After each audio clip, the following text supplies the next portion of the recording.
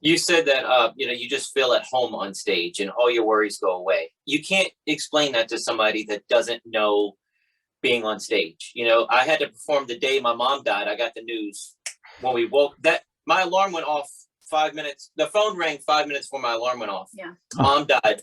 Well, we have a theater show tonight. We have 1,000 tickets sold. We have to be there. Yeah, show must go on. I was crying on the way to the show. Did the show. I did the show, and it was just that was all gone. Right. It was after the show, it all just piled back on my shoulders, but I was relieved. And you said you studied under Johnny Thompson. I think it might have been David McGee. I might be totally wrong here, but I have a story in my head that Johnny Thompson's son died, and he felt the only way he could have relief was performing because he just dwelled on that 24 hours a day. Yeah. I totally get it. I totally get it. Yeah. And because so many have, I mean, it's one of the great fears is the fear of being on stage or public speaking. Most don't get that at all. They're like, oh my God, I'm so scared when I'm on stage and nerves. And I'm like, well, there's some people, some of us who it's just the opposite, where that is the place we look forward to. And that's the kind of the natural born showman, I think.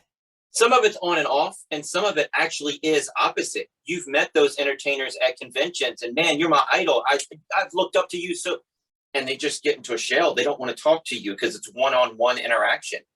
Our little girl is that way. She can be on stage and do anything we tell her to do, but then after the show, people can have your autograph, and she's real very meek shy and doesn't want to talk to strangers. But on stage, she's blowing kisses and doing spins, producing doves, but then she goes backstage, and yeah, isn't that funny? Oh, go ahead. I'm sorry. Sorry, I was just saying she's not big on the meet and greet afterwards. Yeah. Yeah, I think it's funny the balance of introvert and extrovert because people are like, oh, well, are you an introvert or an extrovert? I said, depends on where I am. On stage, you give it all. You pour your heart, you open it up, you give everything you've got. But if I'm at the grocery store, nobody has a clue. I'm just very calm. You just do your thing. And as you said, sometimes if people recognize you, you're like, yeah. We're funny at a party. We got invited to a wedding recently, and we were just wallflowers. I don't dance, and I'm not going to take over the event. I'm not going to do magic, so I don't know what to do. Right, unless you're hired to perform. Right, I'm the same way with me. People are like, oh, you went to a wedding, did you perform? I wasn't hired to perform. My job, I'm a regular person enjoying the event. I'm not going to start, hey, let me show you some magic.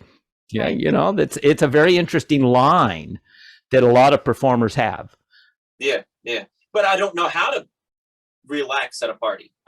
It's either off or on, and I don't want to be on because I'll take over the party. So I'm just off. Yeah. Wind him up, right? Wind him up and let him go.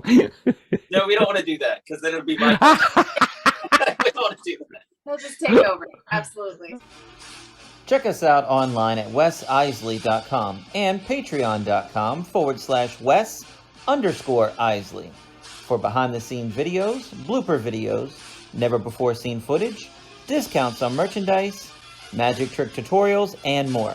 That's Wes Iseli, spelled Wesiseli.